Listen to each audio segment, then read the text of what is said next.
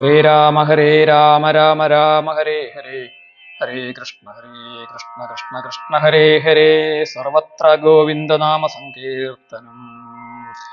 ഗോവിന്ദ ഗോവിന്ദ. ശ്രീമദ് ഭാഗവതം 1-ാം സ്കന്ധം 6-ാം അധ്യായത്തിൽ 16 തൊട്ടുള്ള ശ്ലോകങ്ങളുടെ അർത്ഥവിചാരമാണ് നമ്മൾ ഇന്ന് ചെയ്യുന്നത്. ഈ ശ്ലോകങ്ങളുടെ പാരായണവും പദച്ഛേദവും അന്വയവും നമ്മൾ മുമ്പ് ചെയ്തു. ഇവിടെ ശ്രീനാരദ മഹർഷീശ്വരന്മാരിൽ നിന്നും ഭഗവാനെ ഉപാസിക്കാനുള്ള ഉപദേശം വാങ്ങി നിർജ്ജനമായ കാട്ടിലൂടെ സഞ്ചരിച്ച് അങ്ങനെ ഒടുവിൽ ഒരു നദീതീരത്ത് ചെന്ന് നദിയിൽ നിന്നും സ്നാനം ചെയ്ത് ആ ജലപാനം ചെയ്ത് ക്ഷീണം മാറ്റി അവിടെ ഭഗവാനെ ധ്യാനിക്കാൻ വേണ്ടി തയ്യാറാവുകയാണ്. അമ്മ മരിച്ചു പോയിട്ട് കാട്ടിലൂടെ അങ്ങനെ സഞ്ചരിക്കുകയായിരുന്നു പൂർവജന്മത്തിലെ ശൂദ്രകുമാരനായിരുന്ന നാരദ മഹർഷി. അദ്ദേഹത്തിൻ്റെ പൂർവജന്മ കഥയാണ് ഇവിടെ നമ്മൾ പഠിച്ചുകൊണ്ടിരുന്നത്.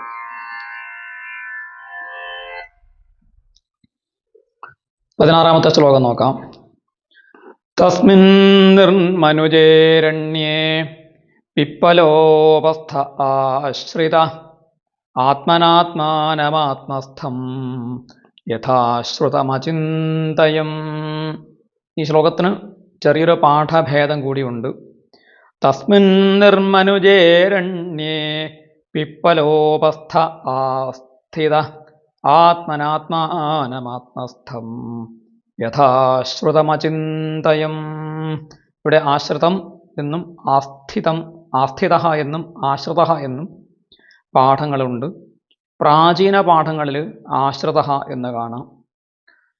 ശ്രീധരീയത്തിൽ ശ്രീധരാചാര്യ സ്വാമികൾ സ്വീകരിച്ചിരിക്കുന്ന പാഠവും ആസ്ഥിത എന്നാണ്. എങ്കിലും അദ്ദേഹം അതിന് അർത്ഥവും പറഞ്ഞിട്ടുണ്ട്. ആശ്രിത എന്ന അർത്ഥം തന്നെ പറഞ്ഞിട്ടുണ്ട്. ഇവിടെ അന്വയിച്ചത് നിർമനുജേ തസ്മിൻ അരണ്യേ പിപ്പലോപസ്ഥേ ആസ്ഥിത ആത്മനാ ആത്മസ്ഥം ആത്മാനം യഥാശ്രുതം അചിന്തയം എന്നാണ്.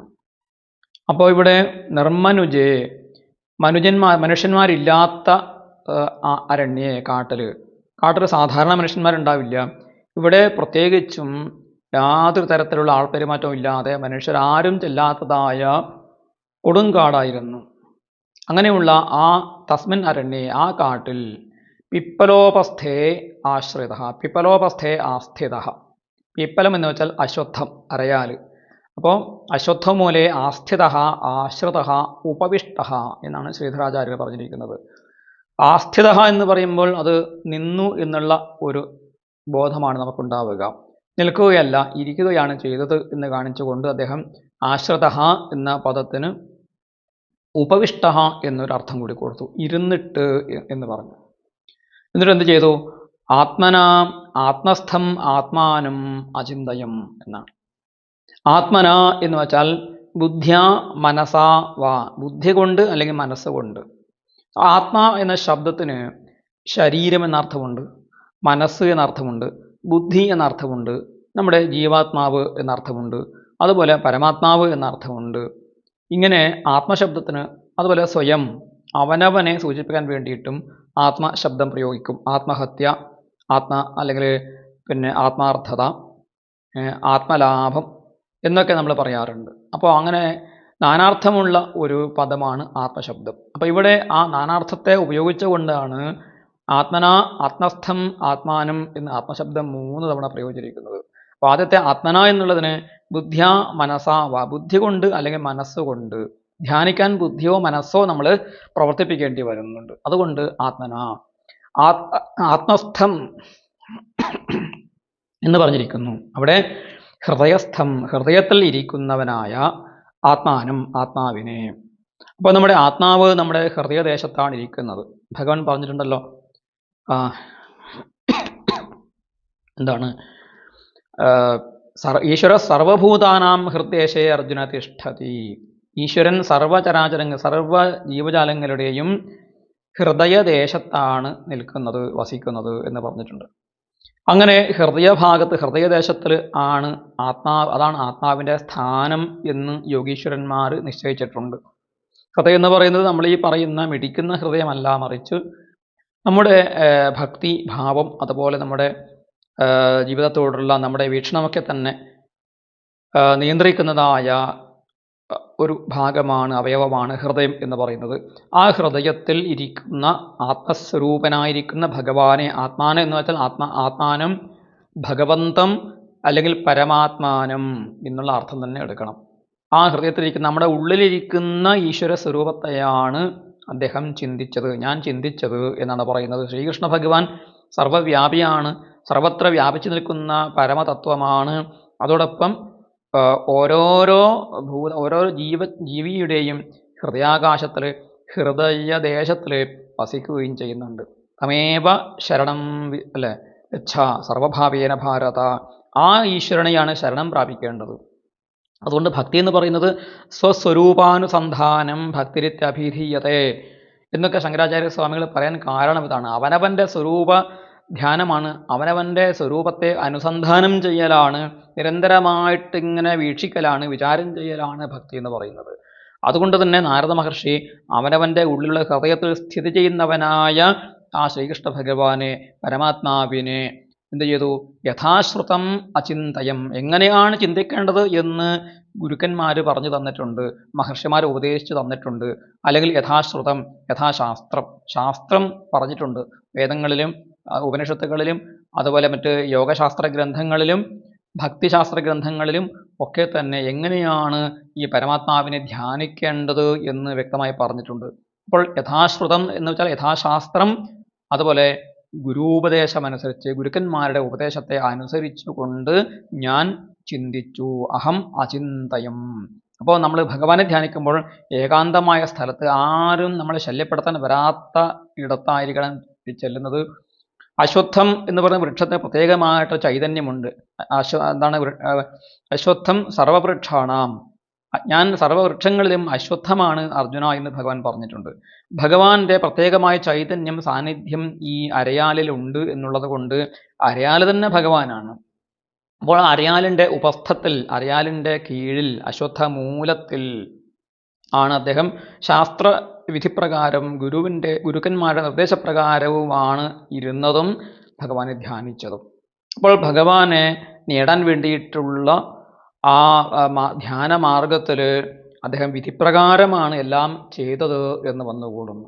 അങ്ങനെ അദ്ദേഹം അവിടെ ഇരുന്ന് ഭഗവാനെ ധ്യാനിക്കുകയാണ്. ആ ധ്യാനത്തിൻ്റെ ഫലം എന്തായിരുന്നു? ധ്യായതശ്ചരണാംഭോജം ഭാവനിർജിതചേതസാ ഔത്കണ്ഠ്യാശ്രുകലാക്ഷസ്യ ഹൃദ്യാസീന്മേ ശനൈർഹരി. അതിമനോഹരമായിട്ട് പറഞ്ഞിരിക്കുന്നു.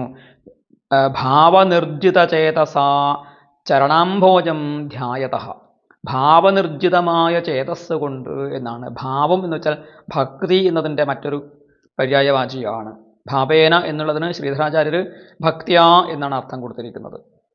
ഭക്തിയോട് കൂടിയിട്ട് നിർജിതമായ ചേതസ്, നിർജിതം എന്നുള്ളതിന് ശ്രീധരാചാര്യ പറഞ്ഞിരിക്കുന്നത് വശീകൃതം ചേതഃ എന്നാണ്. നമ്മുടെ മനസ്സിനെ വശീകരിച്ചിരിക്കുന്നു എന്ന് വെച്ചാൽ വശപ്പെടുത്തിയിരിക്കുന്നു, നമ്മുടെ തന്നെ നിയന്ത്രണത്തിലാക്കി മനസ്സിനെ എന്നർത്ഥം. മനസ്സിനെ സ്വയം നിയന്ത്രിച്ച് സ്വയം വശീകരിച്ചിരിക്കുന്ന മനസ്സോട് കൂടിയവനായിട്ടും ഭക്തി പൂരിതമാക്കി മാറ്റിയിട്ടും ഭക്തിയോട് കൂടിയിട്ടും എന്ത് ചെയ്തു? ചരണാംഭോജം ധ്യായത, ഭഗവാന്റെ ചരണകമലങ്ങളെ, അംഭോജം എന്ന് വെച്ചാൽ അംഭസ്സിൽ ജനിച്ചത് താമര, ഭഗവാന്റെ ആ പാദം എന്താണ്? താമര പോലെ മൃദുലമാണ്, താമര പോലെ ചെറിയ ചുവപ്പോട് കൂടിയിട്ടുള്ളതാണ്. ആ ഭഗവാന്റെ പാദത്തിൻ്റെ മാർദ്ദവവും സൗന്ദര്യവും കൂടി നമ്മൾ മനസ്സുകൊണ്ട് സ്മരിക്കണം. അതുകൊണ്ട് ഭഗവാന്റെ പാദത്തെ പാദകമലമായിട്ട് സ്മരിക്കണം എന്ന് കൂടി ഇവിടെ സൂചിപ്പിക്കുകയാണ്. അങ്ങനെ ധ്യാനിക്കുന്നവനായ എൻ്റെ എന്ത് സംഭവിച്ചു? ഔത്കണ്ഠ്യാശ്രുകലാക്ഷസ്യ മേ ഹൃദി ഹരിഹി ശനൈഹി ആസീത്.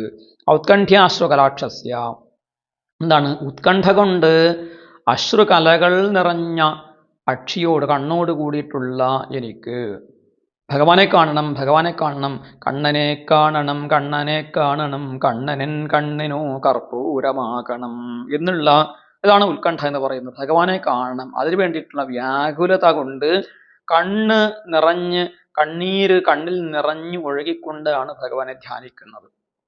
അതാണ് ധ്യാനത്തിന്റെ ഭക്തിപരമായ ധ്യാനത്തിന്റെ പ്രത്യേകത. അവിടെ നമ്മുടെ ഹൃദയം അലിഞ്ഞ് ഹൃദയം ദ്രവിച്ച് സകല ഹൃദയ മാലിന്യങ്ങളും കണ്ണീരായിട്ട് പുറത്തേക്ക് ഒഴുകി വരണം എന്നുള്ളതാണ്. അതാണ് നയനം ഗളത് അശ്രുധാരയ വദനം ഗദ്ഗദരുദ്ധയാ ഗിരാം പുളകൈർനിചിതം വപുക്കഥാ തവ നാമഗ്രഹണേ ഭവിഷ്യതി എന്ന് ശ്രീകൃഷ്ണ ചൈതന്യ മഹാപ്രഭു ഭഗവാനോട് പ്രാർത്ഥിക്കുകയാണ്. ഭഗവാനെ, എപ്പോഴാണ് ഭഗവാന്റെ നാമസങ്കീർത്തനം ചെയ്യുമ്പോൾ എൻ്റെ കണ്ണുകൾ നിറഞ്ഞു ഒഴുകുന്നത്? അതിനു വേണ്ടിയിട്ടാണ് പ്രാർത്ഥിക്കുന്നത്. കണ്ണ് നിറയാൻ വേണ്ടിയിട്ട്. ആ കണ്ണ് നിറയുക എന്ന് പറയുന്നത് ഭഗവാന്റെ അനുഗ്രഹമാണ്. ഭഗവാന്റെ കൃപ കൊണ്ട് മാത്രമേ സാധിക്കുകയുള്ളൂ. നയനം ഗളത് അശ്രുധാരയ വദനം ഗദ്ഗദരുദ്ധയാ ഗിരാ. നമ്മുടെ വാക്ക് അവിടെ തടസ്സപ്പെടും. എങ്ങനെ? ഗദ്ഗതം കൊണ്ട് പുറത്തേക്ക് ഹരേന്ന് വിളിക്കുന്ന സമയത്ത് തൊണ്ട ഇടറിയിട്ട് ശബ്ദം പുറത്തേക്ക് വരാത്തതായ ഒരു വ്യാകുലത വന്നു ചേരും. അത് ഭഗവത് പ്രേമം കൊണ്ട്, കൃഷ്ണപ്രേമം കൊണ്ടുണ്ടാകുന്ന ഹൃദയം ദ്രവിക്കുന്നതിൻ്റെ ലക്ഷണമാണ്. ഗദ്ഗദരുദ്ധയ, ഗദ്ഗതം കൊണ്ട് അവരോധിക്കപ്പെട്ട ശബ്ദം ആണ് ഉണ്ടാവുക. പുളകൈർനിചിതം വപുക്കഥാ. എപ്പോഴാണ് എൻ്റെ ശരീരമാകെ പുളകങ്ങൾ ഇങ്ങനെ കോരിയിടുന്ന അനുഭവം ഉണ്ടാവുക? തവ നാമഗ്രഹണേ ഭവിഷ്യതി. നാമം ജപിക്കുമ്പോൾ തന്നെ ഈ ഒരു പരമമായ ഭാവത്തെ പ്രാപിക്കാൻ ഹേ ശ്രീകൃഷ്ണ ഭഗവൻ എപ്പോഴാണ് എനിക്ക് ഭാഗ്യമുണ്ടാവുക എന്നാണ് മഹായോഗിയായ മഹാഭക്തനായ ശ്രീകൃഷ്ണ ചൈതന്യ മഹാപ്രഭു തന്നെ പ്രാർത്ഥിക്കുന്നത്. ഇപ്പം നമ്മളെ പോലെയുള്ള അല്പബുദ്ധികളുടെ അവസ്ഥ എന്താണ്? അങ്ങനെ 1 കോടി നാമം ജപിക്കുമ്പോൾ, 10 കോടി നാമം ജപിക്കുമ്പോൾ 1 നിമിഷമോ 2 നിമിഷമോ അല്ലെങ്കിൽ ഏതാനും നിമിഷങ്ങളോ ഒരു പക്ഷേ ഈ രീതിയിലുള്ള ഒരു പുളകം, ഒരു ആനന്ദ പുളകം, ഒരു രോമാഞ്ചം, ഒരു കണ്ണീരണിയൽ ഒക്കെ നമുക്ക് നേടാൻ സാധിച്ചാൽ അതാണ് ഭഗവാൻ നൽകുന്ന അനുഗ്രഹമെന്ന് നമ്മൾ കരുതിക്കൊള്ളണം എന്നാണ്. അങ്ങനെ ഉത്കണ്ഠയോട് കൂടിയിട്ട് കണ്ണീരൊഴുക്കിക്കൊണ്ടിരിക്കുന്ന മേ ഹൃദി, എൻ്റെ ഹൃദയത്തിൽ ഹരിഹി, സാക്ഷാൽ ശ്രീകൃഷ്ണ ഭഗവാൻ എന്ത് ചെയ്തു?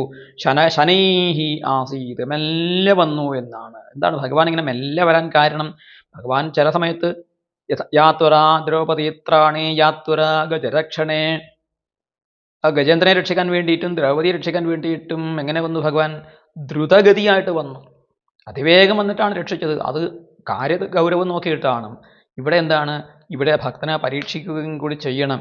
മെല്ലെ മെല്ലെ മെല്ലെ മെല്ലെ മെല്ലെയാണ് വന്നത്. അല്പം ഒരു സാവധാനം ഉണ്ടായിരുന്ന ഭഗവാന് ഇവിടെ പറയുന്നു, വ്യാഖ്യാതാവ് പറയുന്നു എന്താണ്? പ്രഥമം ഹൃദി ആവിർബഭൂവ. ശ്രീധരാചാര്യ സ്വാമികൾ വെറുതെ പറയില്ലല്ലോ. അദ്ദേഹം പറയുകയാണ്, ആദ്യം ഹൃദയത്തിൽ അവതരിച്ചു, ആവിർഭാവം ചെയ്തു. തതോ ഹൃദ്വൃത്തിഷു തിസൃഷു.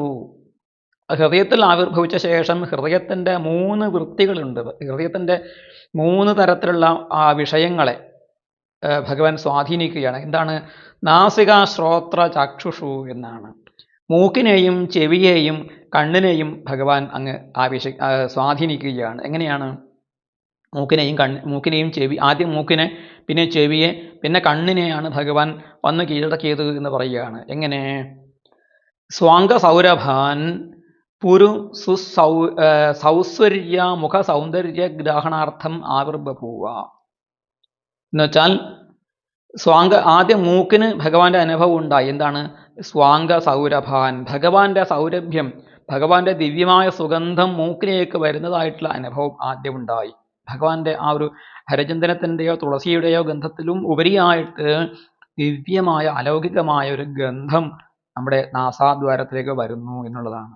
പിന്നെയോ പുരു സൗസ്വര്യം, പിന്നെ ഭഗവാന്റെ അതിസുന്ദരമായ ഭഗവാന്റെ സ്വര ലാവണ്യം, ഭഗവാന്റെ ശബ്ദ സൗഭഗം, അത് നമ്മുടെ ചെവിയെ ആകർഷിക്കുന്ന രീതിയിലേക്ക്, ഇതുവരെ കേൾക്കാത്തതായ കർണമധുരമായ ശബ്ദം ഭഗവാന്റെ വേണുനാദമാകാം, അല്ലെങ്കിൽ ഭഗവാന്റെ കിളിക്കൊഞ്ചലാകാം, മേഘഗംഭീരമായ ഭഗവാന്റെ വാക്കുകളാകാം. ഭഗവാന്റെ ശബ്ദം എന്ന് പറയുന്നത് സാധാരണ ശബ്ദമല്ല, അലൗകികമാണ്. അത് നമ്മളെ ആനന്ദത്തിൻ്റെ പരമമായ അവസ്ഥയിലേക്ക് എത്തിക്കുന്നതായ ഭഗവാന്റെ സൗസ്വര്യം, സുന്ദരമായ ഭഗവാന്റെ സ്വരം ശ്രോത്രങ്ങളെ ചെവികളിലൂടെ കേൾക്കുക. മൂന്നാമതായിട്ട് മുഖ സൗന്ദര്യഗ്രാഹണം, ഭഗവാന്റെ ഭഗവാന്റെ സൗന്ദര്യത്തിൽ ഏറ്റവും സുന്ദരമായ ഭാഗം ഏതാണ്? ഭഗവാന്റെ മുഖകമലം തന്നെയാണ്. ആ സൗന്ദര്യം കണ്ണിന് കുളിർമയായിട്ട്, കണ്ണിൽ അങ്ങേയറ്റത്തെ ആശ്ചര്യമുണ്ടാക്കുന്ന രീതിയിൽ ഭഗവാന്റെ സ്വരൂപ ദർശനവും. ഇതാണ് ക്രമേണ ശനൈഹി മെല്ലെ മെല്ലെ മെല്ലെ മെല്ലെ ആദ്യം മൂക്കുകൊണ്ടുള്ള ഒരു ഗന്ധാനുഭൂതി, പിന്നീട് ശ്രവണാനുഭൂതി, പിന്നെ ദർശനാനുഭൂതി. ഇങ്ങനെ ശനൈഹി മെല്ലെ മെല്ലെയാണ് വന്നിരിക്കുന്നത്. ആ ഭഗവാൻ മുന്നിൽ വരുമ്പോൾ എങ്ങനെയായിരുന്നു ഇദ്ദേഹത്തിന്റെ അവസ്ഥ? എന്തായിരുന്നു? ഉത്കണ്ഠ്യാശ്രു കലാക്ഷസ്യ, കണ്ണില് കണ്ണീരണിഞ്ഞിട്ട് ഭഗവാനെ എങ്ങനെ കാണാൻ സാധിക്കുക? കണ്ണീര് വന്നു കഴിഞ്ഞാൽ കണ്ണീര് അതിന് തടസ്സമായിട്ട് നിൽക്കുകയില്ലേ? ചിലപ്പോൾ ചില ഭക്തന്മാർക്ക് അങ്ങനെ വരാറുണ്ട്. അതുകൊണ്ട് പി കുഞ്ഞിരാമൻ നായർ ഗുരുവായൂർ അമ്പലം നടയിൽ നട തുറന്ന സമയത്ത് അവിടെ ചെന്ന് തൊഴുന്ന സമയത്ത് കണ്ണീരണിഞ്ഞിട്ട് ഭഗവാനെ കാണാൻ സാധിച്ചില്ല. അദ്ദേഹം ഒരു ശ്ലോകത്തിലൂടെ പറയുകയാണ്, നമസ്കാരം. ആർക്കാണ് നമസ്കാരം? ഭഗവാന് നമസ്കാരമില്ല, തൻ്റെ കണ്ണീരിന് നമസ്കാരം പറയുകയാണ്.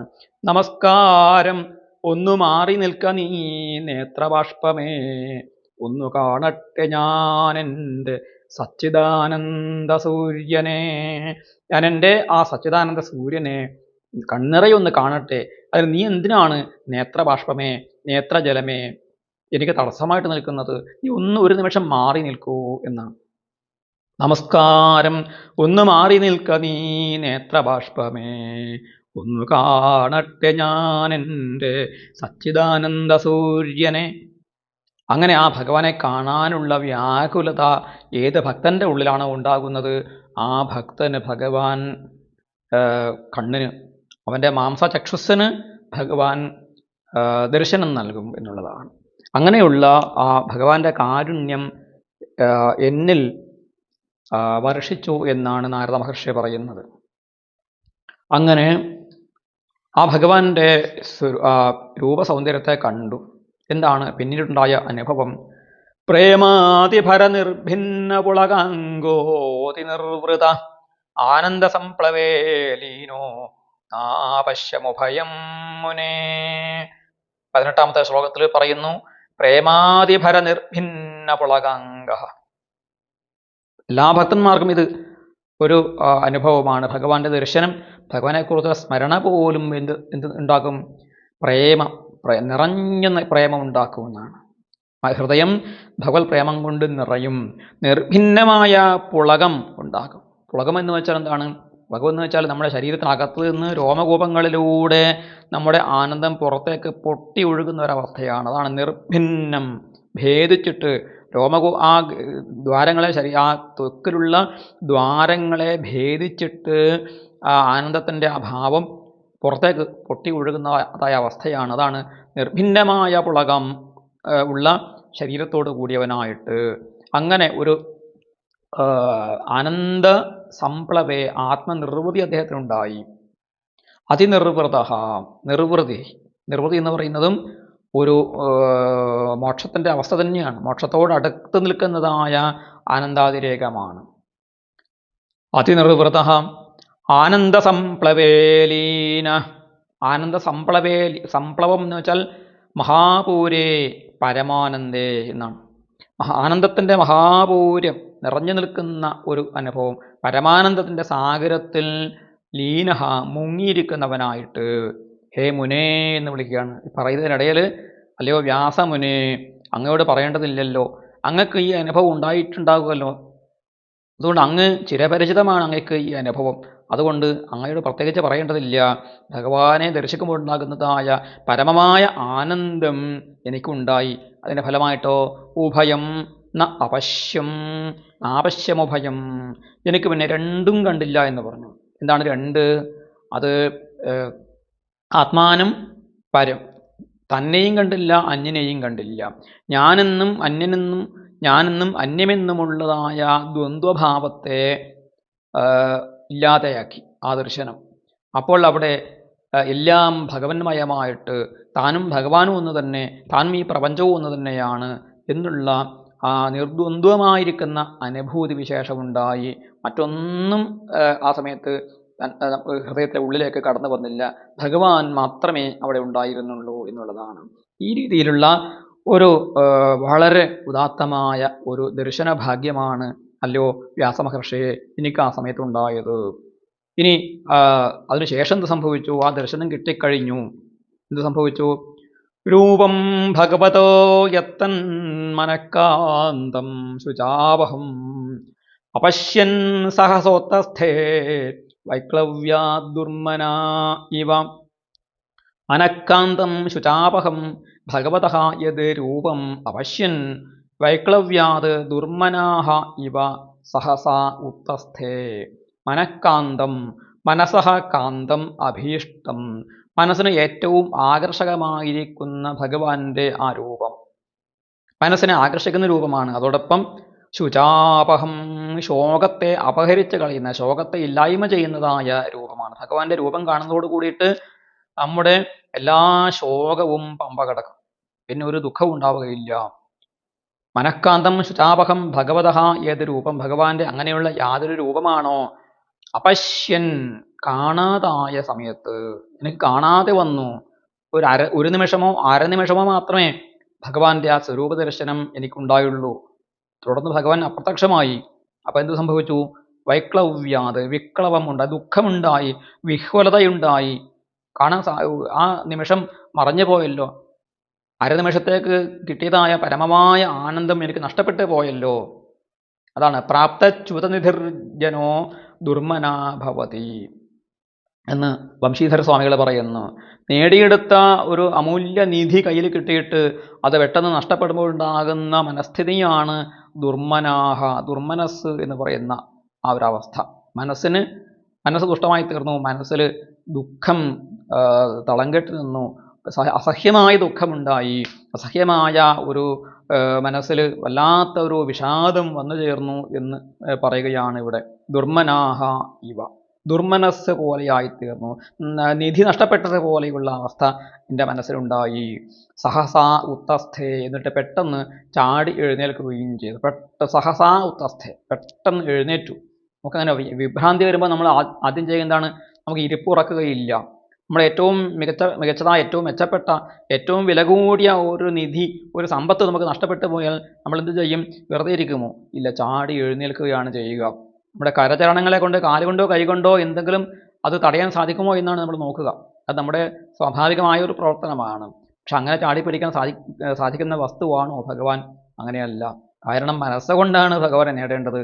ആ മനസ്സ് ഇവിടെ ദുഃഖപൂരിതമായിട്ട് മാറി, ശരീരം പ്രതികരിച്ചു, ചാടി എഴുന്നേറ്റു ഭഗവാനെ വീണ്ടും കാണാൻ വേണ്ടിയിട്ട്. ഇതാണ് നാരദ മഹർഷിക്ക് ആ സമയത്തുണ്ടായ അനുഭവം. ഒരു കുഞ്ഞാണ്, 5 വയസ്സുള്ള ശൂദ്രബാലകന് ആണ് ഭഗവാൻ ദർശനം കൊടുത്തത്. ബ്രാഹ്മണനല്ല, ഉയർന്ന ജാതിയിൽപ്പെട്ട ആളല്ല, മഹർഷിയല്ല, മുനിയല്ല, തപസ്സുകൾ ചെയ്തിട്ടില്ല. അങ്ങനെയുള്ള നിഷ്കളങ്കനായ ശൂദ്രബാലകന്റെ വേദാധ്യയനം പോലും ചെയ്യാൻ അധികാരമില്ല എന്ന് പൊതുവെ കരുതപ്പെടുന്നതായ ഒരു ശൂദ്ര കുലത്തിൽ ജനിച്ചതായ അച്ഛനാരെന്നറിയാത്ത ഒരു ദാസിയുടെ പുത്രന് ഭഗവാൻ ആ കുഞ്ഞിൻ്റെ ഹൃദയത്തിൽ ഇങ്ങനൊരു ദിവ്യ ദർശനം കൊടുക്കണമെങ്കിൽ ഭഗവാന്റെ കാരുണ്യത്തിൻ്റെ ആഴമെത്രയാണ്. അതുകൊണ്ടാണ് ഭഗവാനെ അവ്യാജ കരുണാമൂർത്തി എന്ന് ഭഗവാന് പേര് വരാൻ കാരണം അതാണ്. അവ്യാജ കരുണാമൂർത്തി, ഒരു കാപട്യവുമില്ലാതെ, വ്യാജമില്ല, കാപട്യമില്ല, തട്ടിപ്പില്ല. കാരുണ്യം കാണിക്കേണ്ടത് തന്നെ ആരാണോ സ്മരിക്കുന്നത്, തന്നോട് ആരാണോ പ്രേമം കാണിക്കുന്നത്, ആ പ്രേമം കാണിക്കുന്ന വ്യക്തിയിലേക്ക് അങ്ങനെ നിറഞ്ഞു ഒഴുകും ഭഗവാൻ. യാതൊരു പിടിച്ചു വെക്കലുമില്ല. ഭഗവാൻ ഒന്നും പിടിച്ചു വെക്കാറില്ല. തന്നെ എത്ര ആത്മപ്രദോ ഹരിഹി, തന്നെ പ്രദാനം ചെയ്യുന്നതായ കാരുണ്യമാണ് ഭഗവാൻ ഇവിടെ കാണിക്കുന്നത്. പക്ഷേ നിമിഷം മാത്രമേ ഉണ്ടായിരുന്നുള്ളൂ, പിന്നീട് നഷ്ടപ്പെട്ടു പോയി. അപ്പോൾ ഞാൻ എന്ത് ചെയ്തു? വീണ്ടും ഭഗവാനെ നേടണം എനിക്ക്. ഭഗവാനെ അല്ലാതെ, ഭഗവാനെ കണ്ണുകൊണ്ട് മറ്റൊന്നും കാണാൻ തോന്നുകയില്ല. അതാണ് ഭക്തകവി സൂർദാസ് എന്ന് പറയുന്ന ഭക്തകവി ജന്മനാ കണ്ണ് കാണാത്ത ആളായിരുന്നു. അദ്ദേഹം ഭഗവാനെ ഭജിച്ചുകൊണ്ട് നടക്കുമ്പോൾ ഒരു പടുകുഴിയിൽ വീണുപോയി. അന്ധനാണ്, കണ്ണ് കാണുന്നില്ല, കുഴിയിൽ വീണുപോയി. ആരെയാണ് വിളിക്കേണ്ടത്? അപ്പോൾ ശരണാഗതി അടയേണ്ടത് ഭഗവാനെ തന്നെയാണല്ലോ. കൃഷ്ണ എന്ന് അലിഞ്ഞു വിളിക്കുന്ന സമയത്ത് ഭഗവാൻ അദ്ദേഹത്തിന് കൺമുന്നിൽ പ്രത്യക്ഷനായി. ആ സമയത്ത് അദ്ദേഹത്തിന് കണ്ണ് കാണാൻ സാധിച്ചു. ഭഗവാനെ വീട് നമസ്കരിച്ചു, തൊഴുതു. ഭഗവാനെ, അങ്ങ് എനിക്ക് ദർശനം തന്നല്ലോ, ഇതിൽ പരം ഭാഗ്യം എന്താണ് വേണ്ടത്? സൂര്യദാസ, തനിക്ക് ഇനി മുതൽ കണ്ണ് കാണാൻ സാധിക്കും എന്ന് പറഞ്ഞു. തനിക്ക് ഇനി മുതൽ കണ്ണ് കാണാൻ സാധിക്കും, താൻ ഇനി മുതൽ അന്ധനല്ല, എന്നെ ഭജിച്ചിട്ട് ആരും ദുഃഖിക്കാൻ പാടില്ല. സൂര്യദാസ് പറഞ്ഞു, ഭഗവാനെ അരുത്, എനിക്ക് ഇനി ഈ ലോകം കാണേണ്ടതില്ല. ഭഗവാന്റെ ഈ സുന്ദരമായ അലൗകിക സൗന്ദര്യപൂർണമായ ശരീരത്തെ, ഈ ഒരു രൂപത്തെ കണ്ടിട്ട് ആ കണ്ണുകൊണ്ട് ഇനി വൃത്തികെട്ട ഈ ലോകത്തെ ഞാൻ എങ്ങനെയാണ് നോക്കുക? അതുകൊണ്ട് എന്നെ വീണ്ടും അന്ധനാക്കണേ ഭഗവാനെ എന്ന് പറഞ്ഞു. അങ്ങനെ സൂർദാസ് അന്ധനായിട്ട് ജീവിച്ചു. ഭഗവാന്റെ ആ ദർശനത്തെ ഉള്ളിൽ സ്വീകരിച്ചുകൊണ്ട്, അല്ലെങ്കിൽ എങ്ങനെയാണ് ഭഗവാന്റെ രൂപത്തെ ഇത്ര മനോഹരമായിട്ട് അദ്ദേഹം തൻ്റെ കവിതകളിൽ വർണ്ണിച്ചത്? शोभित कर नवनीत लिए हरि, शोभित कर नवनीत लिए। घुटरुनि चलत रेणु तन मंडित, घुटरुनि चलत रेणु तन मंडित। मुख दधि लेप किए, मुख दधि लेप किए। चारु कपोल लोल लोचन, चारु कपोल लोल लोचन। गोरोचन तिलक दिए, गोरोचन तिलक दिए। शोभित कर नवनीत लिए हरि, शोभित कर नवनीत लिए। लट लट कनि मनु मत मधुप गन, लट लट कनि मनु मत मधुप गन। मादक मधु ही पिए, सूरदास ये गोपल यही सुख, सूरदास ये गोपल यही सुख। का सत्कल्प किए, का सत्कल्प किए।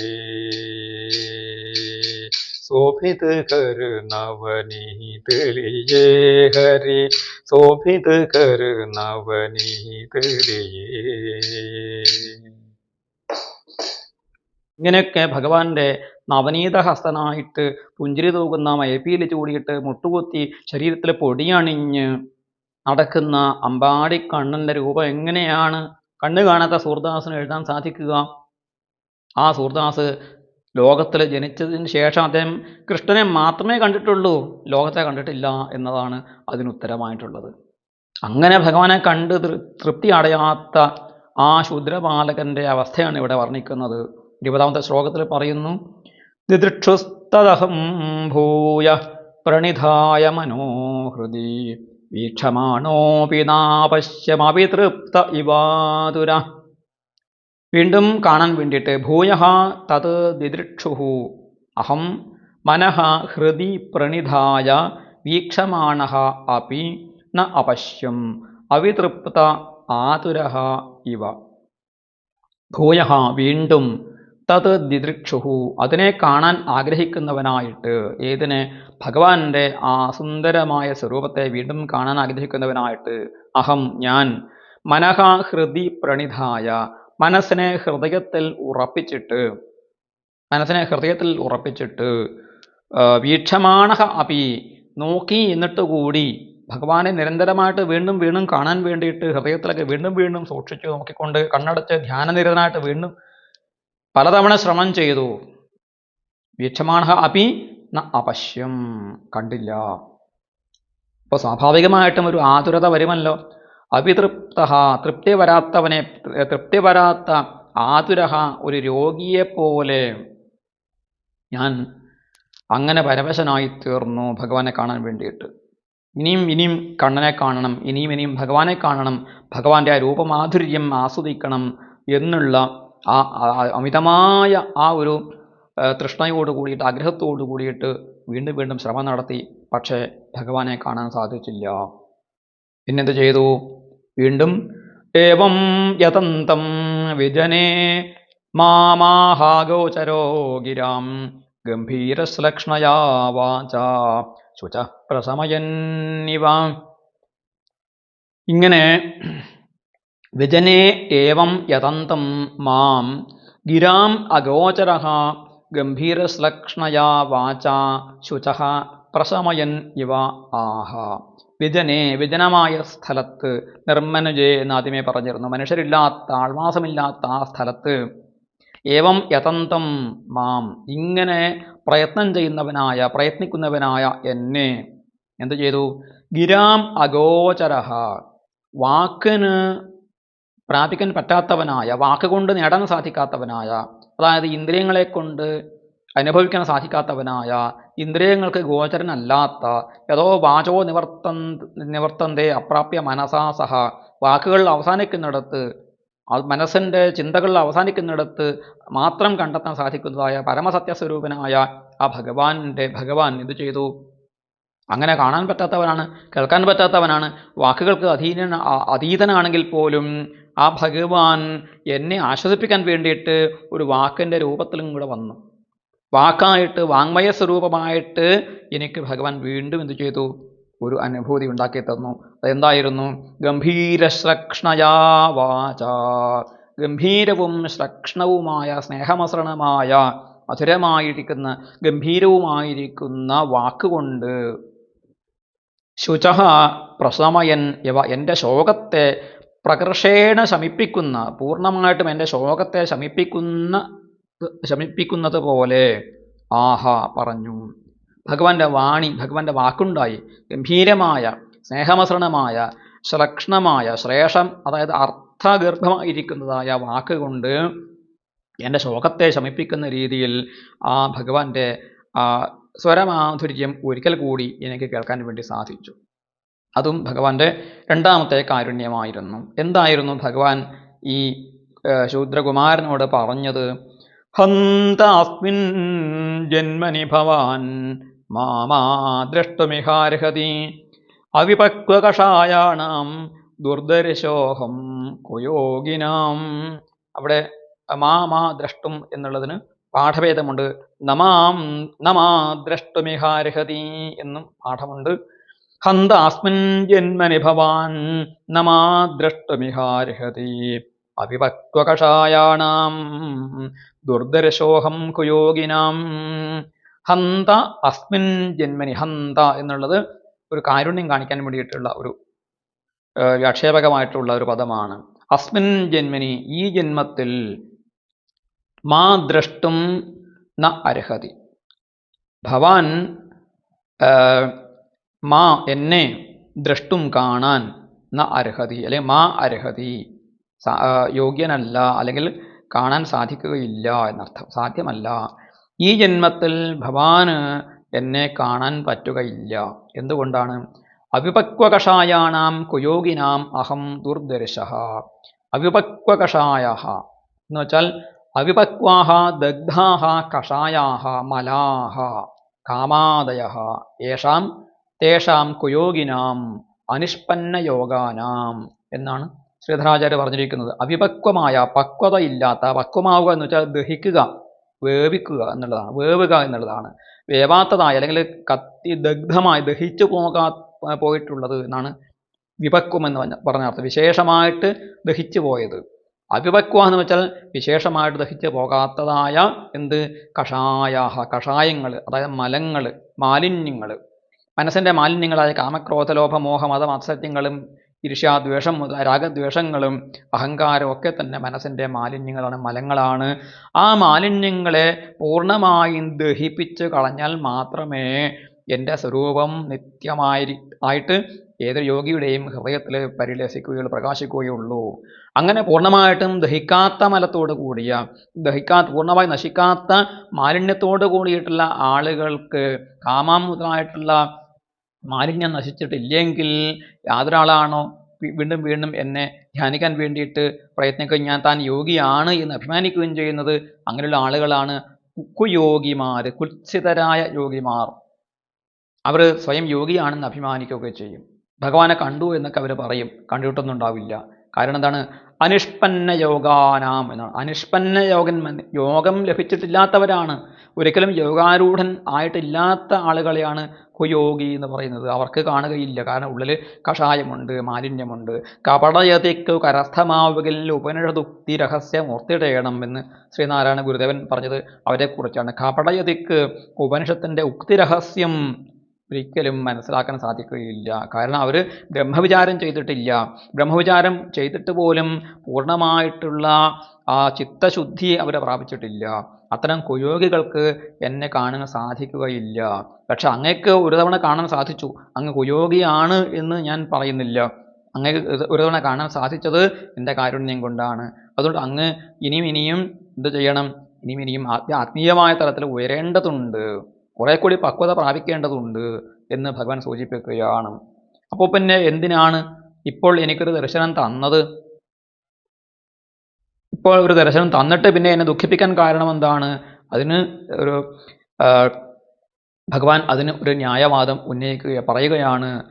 സകൃദ്യദർശിതം രൂപമേതത് കാമായതേ നഘാം മത്കാമശനകൈ സാധു സർവാൻ മുഞ്ചതി ഹൃച്ഛയാൻ. സകൃദ്യദർശിതം രൂപം ഏതത് കാമായതേ നഘാ. സകൃത് രൂപം ദർശിതം യത് ഏതത് ഹേ അനഘ തേ കാമായ. സകൃത് രൂപം യത് ദർശിതം. സകൃത് എന്ന് വെച്ചാൽ ഒരിക്കൽ യാതൊരു രൂപമാണോ ഞാൻ കാണിച്ചു തന്നത്, അത് അനഘ ഹേ പാപം ചെയ്യാത്തവനായ നിഷ്കളങ്കനായ അല്ലയോ ബാലക, പാപമില്ലാത്തവനായിരിക്കുന്നവനെ, എന്താണ് തേ കാമായ, നിന്നിൽ കാമം ഉണ്ടാകുന്നതിന് വേണ്ടിയിട്ടാണ്, നിന്നിൽ ആഗ്രഹം ജനിപ്പിക്കുന്നതിന് വേണ്ടിയിട്ടാണ് ഞാൻ ആ ദർശനം തന്നത്. എന്താഗ്രഹമാണ് ഭഗവാൻ ജനിപ്പിച്ചത്? ഭഗവാനെ കാണണം എന്നുള്ള ആഗ്രഹം തന്നെ. മറ്റ് സ്വാർത്ഥമായ ലൗകികമായ കാമനകളല്ല. ഭഗവാനെ കാണണം എന്നുള്ള കാമം, ഭഗവാനെ കാണണം എന്നുള്ള ആഗ്രഹം നിന്നിൽ ജനിപ്പിക്കാൻ വേണ്ടിയിട്ട് ഒരു രുചി, ചെറുതായൊരു രുചി. ചില ആളുകൾക്ക് ചെറിയ കുഞ്ഞിന് പാൽപ്പായസത്തിൻ്റെ രുചി അറിയില്ലെങ്കിൽ അല്പമെടുത്ത് അവൻ്റെ ആ നാവിലൊന്ന് തൊട്ട് സ്പർശിച്ച് കൊടുത്താൽ അത് നുണഞ്ഞു നോക്കിക്കഴിഞ്ഞാൽ മധുരമാണ് എന്ന് പറഞ്ഞാൽ അവൻ വീണ്ടും വീണ്ടും വായ തുറന്ന് അടുത്തേക്ക് വരും. അതുപോലെ ഭഗവാനെ കാണാനുള്ള ആഗ്രഹം വർദ്ധിപ്പിക്കാൻ വേണ്ടിയിട്ട് ആ കുമാരനിൽ ഒരു കാമം ജനിപ്പിച്ചു, ഭഗവാനെ കാണാനുള്ള കാമം ജനിപ്പിച്ചു. എന്നിട്ട് ഭഗവാൻ പറയുന്നു, മത്കാമ ശനകൈ സാധു സർവാൻ മുഞ്ചതി ഹൃച്ഛയാൻ. മത്കാമഃ സാധുഃ ശനകൈഃ സർവാൻ ഹൃച്ഛയാൻ മുഞ്ചതി. മത്കാമഃ എന്നെ കാമിക്കുന്നവൻ, എന്നെ എന്നിൽ അനുരാഗമുള്ളവനായ, എന്നിൽ അനുരക്തനായ, മതനുരക്തനായിരിക്കുന്ന സാധുഃ സജ്ജനം എന്തു ചെയ്യും? ശനകൈഃ മെല്ലെ മെല്ലെ മെല്ലെ മെല്ലെ എന്തു ചെയ്യും? സർവാൻ ഹൃച്ഛയാൻ, സർവാൻ കാമാൻ, മനസ്സിലുള്ള മറ്റെല്ലാ ലൗകികമായ കാമങ്ങളെയും മുഞ്ചതി, മനസ്സിൽ നിന്നും ഒഴിവാക്കി വിടും, അതിനെ പുറത്തേക്ക് തള്ളിക്കളയും. അപ്പം കാമം എന്ന് പറയുന്നത് എപ്പോഴാണ് ഉദാത്തമായി മാറുന്നത്? നമ്മുടെ ഉള്ളിൽ കാമം എന്ന് പറയുന്നത് ദോഷമാണ്. കാമം ഉള്ളിലുണ്ടെങ്കിൽ ഭഗവാനെ കാണാൻ സാധിക്കുകയില്ല. കാമമുണ്ടെങ്കിൽ മോക്ഷമില്ല. അപ്പോൾ എന്ത് ചെയ്യും? കാമം പോകാൻ എന്താണ് വഴി? കാമം പോകാൻ വേണ്ടിയിട്ട് കാമത്തെ വഴിതിരിച്ചു വിടുക. എങ്ങോട്ട് വഴിതിരിച്ചു വിടണം? ഭഗവാനിലേക്ക് വഴിതിരിച്ചു വിടുക. റീഡയറക്ഷൻ എന്ന് പറയും. എന്നാൽ കാമം പോക്കാൻ വേണ്ടിയിട്ട് മറ്റേതെങ്കിലും തരത്തിൽ അതിനെ റീഡയറക്റ്റ് ചെയ്താൽ മതിയോ? പോരാ, അതിനെ ഉദാത്തീകരിക്കണം, സബ്ലിമേഷൻ കൂടി വേണം. അപ്പോൾ ആ കാമത്തെ ഈശ്വരങ്കിലേക്ക് തിരിച്ചു വിടുമ്പോഴാണ് അത് സബ്ലിമേഷൻ ആകുന്നത്, ഉദാത്തീകരണമാകുന്നത്. മനഃശാസ്ത്രത്തിൽ സൈക്കോളജിയിൽ പറയുന്ന ഒരു ഡിഫൻസ് മെക്കാനിസമാണ് റീഡയറക്ഷൻ ആൻഡ് സബ്ലിമേഷൻ. നമുക്കൊരു ആഗ്രഹം സാധിക്കുന്നില്ലെങ്കിൽ ഉണ്ടാകുന്ന ദുഃഖം എന്ത് ചെയ്യും? അത് പോക്കാൻ വേണ്ടി ചില ആളുകൾ റീഡയറക്റ്റ് ചെയ്യാൻ വേണ്ടിയിട്ടാണ്. ചില ആളുകൾ മദ്യപാനം ചെയ്യുന്നു, മയക്കുമരുന്ന് ഉപയോഗിക്കുന്നു, മറ്റു കുറ്റകൃത്യങ്ങൾ ചെയ്യുന്നു, ഭ്രാന്തനായിട്ട് നടക്കുന്നു. അത് മനസ്സിൻ്റെ ഒരു സ്വാഭാവികമായിരിക്കുന്ന ഒരു റീഡയറക്ഷൻ പ്രോസസ്സാണ്. മനസ്സിനെ വഴിതിരിച്ച് വിടുകയാണ്. ആ ദുഃഖം പോക്കാൻ വേണ്ടിയിട്ട് വേറൊരു ദുഃഖത്തെ സ്വീകരിക്കുകയാണ്. പക്ഷേ എപ്പോഴാണ് അത് സബ്ലിമേഷൻ ആകുന്നത്? ദുഃഖത്തെ പോക്കാൻ വേണ്ടിയിട്ട് ആഗ്രഹ നിവൃത്തി നടക്കാതെ വരുമ്പോൾ എന്ത് ചെയ്യുന്നു? ഉദാത്തമായ ഒരു തലത്തിലേക്ക് ആ ആഗ്രഹത്തെ എന്ത് ചെയ്യുന്നു? വഴിതിരിച്ചു വിടുന്നു ഭഗവാനിലേക്ക്. കാമം ഭഗവാനാണ് സർവസുഖസ്വരൂപൻ. സർവസുഖങ്ങളും സർവ ഇന്ദ്രിയ സുഖങ്ങളുടെ എത്രയോ കോടി മടങ്ങ് ആനന്ദം നമുക്ക് പ്രദാനം ചെയ്യുന്നതായ ആ സുഖസ്വരൂപൻ എവിടെയുണ്ട്? നമ്മുടെ ഉള്ളിൽ തന്നെയുണ്ട്. നമ്മുടെ ഉള്ളിൽ തന്നെയാണ് പരമമായ ആനന്ദം കുടികൊള്ളുന്നത്. ആ ആനന്ദത്തെ നമുക്ക് അനുഭവിക്കാൻ സാധിക്കാത്തത് എന്തുകൊണ്ടാണ്? നമ്മുടെ ഇന്ദ്രിയങ്ങൾ പുറത്തേക്കാണ് പ്രവർത്തിച്ചത്, പുറത്തേക്കാണ് അതിനെ തുറന്നു വെച്ചിരിക്കുന്നത് എന്നുള്ളത് കൊണ്ടാണ്. ആ പുറത്തേക്കുള്ള കാഴ്ചയെ അടച്ച്, പുറത്തേക്കുള്ള നമ്മുടെ ഇന്ദ്രിയങ്ങളുടെ പ്രവർത്തനത്തെ രോധിച്ച് അതിനെ നിരോധിച്ചു വെച്ചുകൊണ്ട് ഉള്ളിലുള്ള പരമസുഖസ്വരൂപനിലേക്ക് അതിനെ തിരിച്ചു വിടുക. അതാണ് ഉപനിഷത്തുകൾ പറയുന്നത് പ്രത്യേകാത്മാനമൈച്ഛൻ കശ്ചിത് ധീര പ്രത്യേകാത്മാനമൈച്ഛൻ ആവൃത്തചക്ഷുഹു അമൃതത്വമിച്ഛൻ. അതുകൊണ്ട് ഇന്ദ്രിയങ്ങളെ പുറത്തേക്ക് വിടുന്നതിന് പകരം ഇന്ദ്രിയങ്ങൾ അവിടെ തടഞ്ഞു വച്ചിട്ട് ഹൃദയത്തിലുള്ള ഉള്ളിലുള്ള ഹൃദയാകാശത്തിലുള്ള ഭഗവത് സ്വരൂപത്തെ ദർശിക്കാൻ വേണ്ടിയിട്ട് നിരന്തരമായിട്ട് പ്രയത്നം ചെയ്യുന്നവനെയാണ് ഉപനിഷത്തുകൾ ധീരൻ എന്ന് വിളിച്ചിരിക്കുന്നത്. അതാണ് നമ്മുടെ ധൈര്യം. അപ്പോൾ അങ്ങനെ മത്കാമനായിട്ട് വന്ന് എന്നെ അറിയാൻ വേണ്ടിയിട്ട് പരിശ്രമം ചെയ്യുന്നവൻ, എന്നിലേക്ക് അനുരാഗത്തെ തിരിച്ചുവിട്ടിട്ടുള്ളവനായ സജ്ജനം എന്തു ചെയ്യും? ശനകൈഹി മെല്ലവൽ എന്തു ചെയ്യും? സർവാൻ ഹൃച്ഛയൻ, ഹൃച്ഛയൻ എന്ന് വെച്ചാൽ കാമം, ഹൃദയത്തിലുള്ള മറ്റു കാമങ്ങളൊക്കെ തന്നെ ഹൃദയത്തിൽ നിന്നും നിർമാർജനം ചെയ്തിട്ട് അതിനൊക്കെ പുറത്ത് കളഞ്ഞിട്ട് ഭഗവത് കാമനായിട്ട് ഭഗവാനെ പ്രാപിക്കാനുള്ള പരിശ്രമം തുടരും. അതിൽ ആ ഭഗവാനിൽ രുചി വർദ്ധിക്കാൻ വേണ്ടിയിട്ടാണ് ഞാൻ നിനക്ക് ഒരു തവണ ഒരിക്കൽ എൻ്റെ ദിവ്യമായ ദർശനം നൽകിയത് എന്ന് ഭഗവാൻ താൻ ചെയ്തതായ ഇപ്പോൾ ഈ കുമാരനോട്, ഈ ശൂദ്രകുമാരനോട് താൻ ചെയ്തതായ ആ ഒരു ഭഗവാന്റെ ഒരു കള്ളക്കളി, ഭഗവാന്റെ ഒരു കാപട്യത്തിന് ഭഗവാൻ ഒരു ന്യായീകരണം കൊടുക്കുകയാണ്. നിനക്ക് എന്നിൽ സ്നേഹം വർദ്ധിക്കാൻ വേണ്ടിയിട്ടാണ് ഞാൻ മോനെ ഇത് ചെയ്തു തന്നിരിക്കുന്നത്, ഇനി നീ എന്നെ ഭജിച്ചു കൊണ്ടിരിക്കുക എന്ന് പറയുകയാണ്. അതാണ് അടുത്ത ശ്ലോകത്തിൽ 24-ാമത്തെ ശ്ലോകത്തിൽ പറയുന്നു, സത്സേവയാ ദീർഘയാതേ ജാതാ മയി ദൃഢാമതി ത്വാപദ്യമിമം ലോകം ഗന്ധാമജ്ജനതാമസി. എന്താണ്? അദീർഘയാ സത്സേവയാ തേ മയി ദൃഢാമതി ജാത അവദ്യം ഇമം ലോകം ഹിത്വ മജ്ജനതാം ഗന്ധാ അസി. അദീർഘയാ സത്സേവയാ, ദീർഘകാലമൊന്നും നീ സത്സംഗം ചെയ്തിട്ടില്ല, വളരെ കുറച്ച് കാലത്തെ സത്സംഗം ചെയ്തു, അത് ഭംഗിയായിട്ട് ചെയ്തു, അത് വളരെ തീവ്രമായ ഭക്തിയോട് കൂടിയിട്ടും സേവാഭാവത്തോടു കൂടിയിട്ടും ശുശ്രൂഷാഭാവത്തോടു കൂടിയിട്ടും ആ മഹർഷീശ്വരന്മാരെ നീ എന്ത് ചെയ്തു? സേവിച്ചു. ആ സജ്ജന സേവ കൊണ്ട്, വളരെ ചുരുങ്ങിയ കാലത്തെ സേവനം കൊണ്ട് തേ മയി ദൃഢാമതിഹി ജാത, നിനക്ക് എന്നിൽ ദൃഢമായ ബുദ്ധി, ദൃഢമായ ആ മനോഭാവം, ഭക്തി ജാത ജനിച്ചു. ഇനി എന്ത് ചെയ്യാം? ഇനി നീ എൻ്റെ ആളായി തീർന്നിരിക്കുന്നു, ഇത് നീ പേടിക്കേണ്ടതില്ല. എങ്ങനെയെങ്കിലും എന്നിലേക്ക് ഒരു കാല് മുന്നോട്ട് എടുത്തു വെച്ചാൽ അവൻ എൻ്റെ ആളായി എന്നാണ് ഞാൻ കണക്കാക്കുന്നത്. എത്ര ദുഷ്ടനായാലും ശരി, എത്ര ക്രൂരനായാലും ശരി, എത്ര കർമ്മം ചെയ്തവനായാലും ശരി, അവിജയ സുദുരാചാര, ദുരാചാരനായിരിക്കുന്ന ആളുകൾ പോലും എന്നെ ഭജിക്കുകയാണെങ്കിൽ എന്താണ്? സമ്യക് വ്യവസിതം സഹ, അവൻ നേരായ വഴിയിലേക്ക് വരികയാണ്, അവൻ എൻ്റെ ആൾ തന്നെയാണ്, എൻ്റെ ഭക്തൻ തന്നെയാണ്, ഞാൻ അവനെ കൈവിടുകയില്ല എന്നുള്ള ഭഗവാന്റെ പ്രതിജ്ഞയാണ് ഭഗവാൻ ഇവിടെ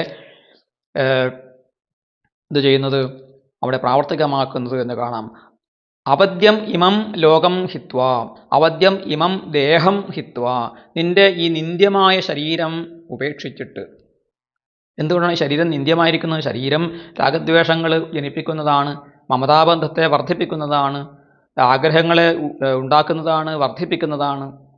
അതുകൊണ്ട് ഈ ശരീരം, ഈ പ്രാപഞ്ചക ജീവിതം എന്ന് പറയുന്നത് അവദ്യമാണ്, നിന്ദ്യമാണ്, പറയാൻ കൊള്ളാത്തതാണ് എന്നർത്ഥം.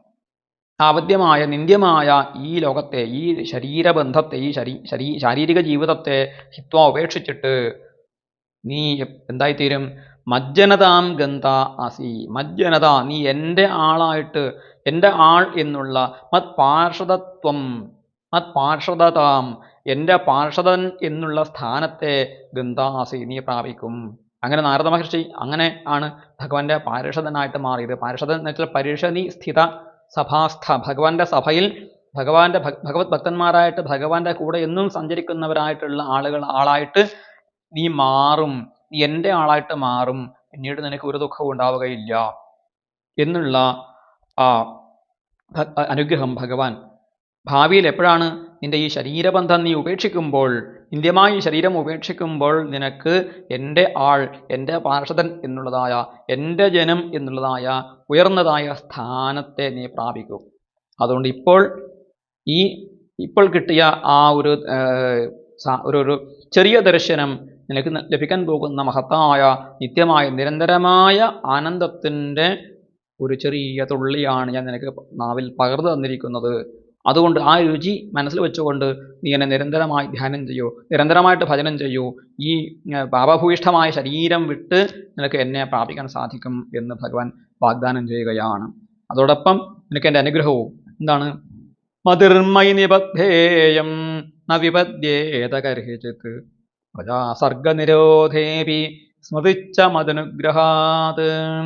മയി നിബദ്ധ ഇയം മതിഹി, എന്നിൽ ബന്ധിക്കപ്പെട്ട, വിശേഷമായി ബന്ധിക്കപ്പെട്ടിരിക്കുന്നതായ ഈ ബുദ്ധി, നിന്റെ ഈ ഒരു മനസ്സ്, കർഹിചിത് ഒരിക്കലും വിപദ്യേത നശിക്കുകയില്ല.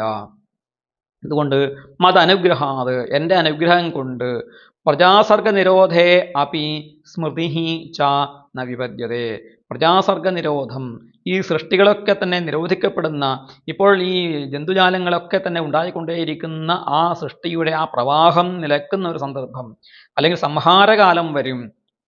അപ്പോൾ എല്ലാ ജീവജാലങ്ങളും എല്ലാ വസ്തുക്കളും അവയുടെ നാമവും രൂപവും ത്യജിച്ച് പരമമായ എൻ്റെ സ്വരൂപത്തിൽ വിലയം പ്രാപിക്കും. അപ്പോഴും നിനക്ക് എന്നിൽ നിബദ്ധമായിരിക്കുന്ന, എന്നിൽ ബന്ധിക്കപ്പെട്ടിരിക്കുന്നതായ ഈ ഒരു ഭക്തിഭാവം നിനക്ക് മറന്നു പോവുകയില്ല. എൻ്റെ അനുഗ്രഹം കൊണ്ട് പ്രളയത്തിന് ശേഷവും നിനക്ക് പൂർവ്വജന്മത്തെക്കുറിച്ചുള്ള സ്മൃതി നഷ്ടപ്പെട്ടു പോകാതെ, ഞാൻ പൂർവ്വജന്മത്തിൽ ഇന്ന ആളായിരുന്നു, ഭഗവാന്റെ കാരുണ്യം കൊണ്ടാണ് എനിക്ക് ഈ ശരീരം കിട്ടിയിരിക്കുന്നത് എന്നുള്ള ഓർമ്മ, സ്മൃതി നിലനിൽക്കുകയും ചെയ്യും. ആ സ്മൃതി നഷ്ടപ്പെട്ടു പോവുകയില്ല. നമുക്കൊക്കെ മരണത്തോട് കൂടിയിട്ട് ഞാൻ ഇന്ന ആളായിരുന്നു എന്ന കാര്യം മറന്നു പോകും. അതുകൊണ്ടൊന്നും പിന്നീട് ഓർക്കാൻ സാധിക്കുകയില്ല. ആ മറവി, ആ സ്മൃതിനാശം നിനക്ക് സംഭവിക്കുകയില്ല എന്ന് ആ ശൂദ്രകുമാരനോട് ഭഗവാൻ തന്നെ അരുളി ചെയ്തു. ഇത് നാരദ മഹർഷി ശമ്യാപ്രാസത്തിൽ വെച്ച് വ്യാസമഹർഷിക്ക് തൻ്റെ സ്വാനുഭവം, പൂർവ്വജന്മത്തിലുണ്ടായ സ്വാനുഭവം വർണ്ണിക്കുകയാണ്. അങ്ങനെയാണ് മഹർഷിയെ നിരന്തരമായിട്ട് നിത്യമായിട്ട് ഭഗവാനെ ഭജിക്കാനുള്ള ഈ ഒരു ദിവ്യശരീരം എനിക്കുണ്ടായത് എന്നാണ് അദ്ദേഹം പറഞ്ഞ് നിർത്തുന്നത്. നമുക്ക് ബാക്കി ഭാഗങ്ങൾ അടുത്ത ഒരു വീഡിയോയിലൂടെ വിചാരം ചെയ്യാം. ഹരേ രാമ രാമ രാമ ഹരേ ഹരേ, ഹരേ കൃഷ്ണ കൃഷ്ണ കൃഷ്ണ ഹരേ ഹരേ. സർവത്ര ഗോവിന്ദനാമ സങ്കീർത്തനം, ഗോവിന്ദ ഗോവിന്ദ.